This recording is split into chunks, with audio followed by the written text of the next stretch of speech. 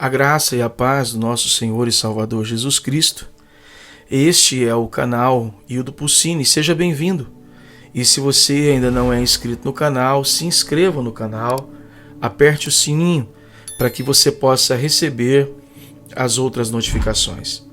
Estamos realizando a leitura do livro O Poder através da Oração, de Ann Bouts, um livro maravilhoso que tem inspirado nosso coração ao trabalho da oração. Capítulo de número 5. Como alcançar resultados para Deus. Conheceis o valor da oração. É preciosa, está acima de todo preço. Nunca a negligencieis. Sir Thomas Buxton. A oração é a primeira, a segunda, a terceira coisa necessária ao ministro. Orai, pois, meus caros irmãos, orai, orai, orai. Edward Payson. A oração na vida, nos estudos e no púlpito do pregador deve ser uma força conspícua, impregnadora, que afete todas as suas atividades. Não deve ocupar o segundo plano, nem ser um mero revestimento. A ele é dado estar com o Senhor a noite inteira em oração. O pregador, para exercitar-se na oração, que requer negação própria, é levado a olhar para o seu mestre que, tendo-se levantado alta madrugada, saiu, foi para um lugar secreto e ali orava. Marcos, capítulo 1, verso 35. O gabinete do pregador deve ser um recinto secreto, um Betel, um altar, uma visão e uma escada de Jacó, para que todos os pensamentos possam subir até o céu, antes de dirigirem-se aos homens, para que todas as partes do sermão possam ser arejadas pelo ar dos céus e capacitadas, porque Deus está no gabinete. Assim como o motor não se põe em movimento até que haja ignição, a pregação, com todo o seu maquinário, perfeição e elegância, permanece numa inércia morta quanto aos resultados espirituais, até que a oração a inflame e produza a corrente elétrica. A disposição, a clareza e a força do sermão serão farrapos, a menos que haja impulso poderoso da oração nele, através dele e através dele. O pregador precisa, pela oração, colocar Deus no sermão. O pregador precisa, pela oração, mover a Deus em direção ao povo, antes de poder mover o povo para Deus por meio de suas palavras. O pregador deve ter tido a audiência e pronto acesso a Deus antes de poder ter acesso ao povo. Para o pregador, o caminho aberto em direção a Deus é a garantia de um caminho aberto para o povo. É necessário repetir e tornar a repetir que a oração, como um mero hábito, como um desempenho de rotina ou um ato profissional, é uma coisa morta e podre. Tal oração não se relaciona com a oração que pleiteamos. Damos ênfase sobre a oração verdadeira, que implica e inflama todo o elemento nobre da pessoa do pregador.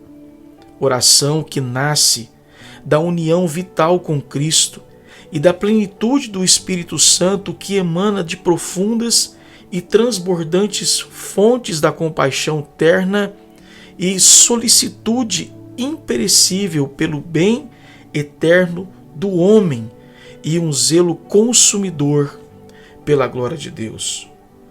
O pregador precisa de uma inteira convicção da dificuldade e da delicadeza da sua obra e da necessidade imperativa do auxílio mais poderoso de Deus. A oração, alicerçada sobre estas convicções solenes e profundas, é a única oração verdadeira. A pregação amparada por uma tal oração é a única que semeia as sementes da vida eterna nos corações humanos e forma homens para o céu. Verdade que pode haver pregações populares, pregações agradáveis, pregações cativantes e pregações muito intelectuais, literárias e inteligentes, de boa extensão e forma, com pouca oração ou sem ela. Mas a que alcança o objetivo de Deus na pregação tem que nascer da oração. Desde o tema até a peroração transmitida com energia e espírito de oração, capacitada a germinar e conservada com força vital nos corações dos ouvintes pelas orações do pregador, mesmo muito depois de ter passado a ocasião. Podemos desculpar-nos da pobreza espiritual da nossa pregação com muitas razões, mas a verdadeira causa será encontrada na falta de oração que anela pela presença de Deus no poder do Espírito Santo. Há muitos pregadores que podem transmitir sermões peritos sobre qualquer assunto, mas os efeitos são efêmeros e não entram como um fator no mundo espiritual, onde a batalha terrível entre Deus e Satanás, entre os céus e o inferno, está sendo travada, porque eles não foram feitos poderosamente militantes e espiritualmente vitoriosos pela oração. Os pregadores que alcançam poderosos resultados para Deus são os homens que prevaleceram nos seus pleitos com Deus, antes de aventurarem-se a pleitear com os homens. Os pregadores que são os mais poderosos nos recintos secretos de oração para com Deus são os mais poderosos nos seus púlpitos para com os homens. Os pregadores são entes humanos e estão expostos e muitas vezes são apanhados pelos fortes turbilhões das correntes humanas. Orar é um trabalho espiritual e a natureza humana não gosta de tão árduo trabalho espiritual. A natureza humana deseja velejar para os céus pelo impulso de uma brisa favorável sobre um mar cheio e calmo. Orar é um trabalho humilhante, humilha o intelecto e o orgulho, crucifica a vanglória, assinala a nossa derrota espiritual. E tudo isso é duro para a carne e o sangue. É mais fácil não orar do que suportar essas coisas. Assim, chegamos a um dos males clamorosos desse tempo, talvez de todos os tempos: pouca oração ou nenhuma. Destes dois males, talvez a pouca oração seja pior do que não orar. Orar pouco é uma espécie de desculpa, um desencargo de consciência, uma farsa e uma ilusão. A pequena consideração que damos à oração é evidente no pouco tempo que lhe devotamos. O tempo gasto em oração pelo pregador comum dificilmente entra na soma total do seu horário. Frequentemente, a única oração do pregador é feita à beira da sua cama, já de pijama, pronto para dormir. E de manhã talvez acrescente uma oraçãozinha de 5 ou 6 palavras antes de se vestir. Quão fraca, vã e pequena é tal oração comparada com o tempo e a energia devotados à oração pelos homens santos mencionados na Bíblia e fora dela. Que oração pobre, mesquinha e infantil comparada à oração dos verdadeiros homens de Deus de todos os tempos.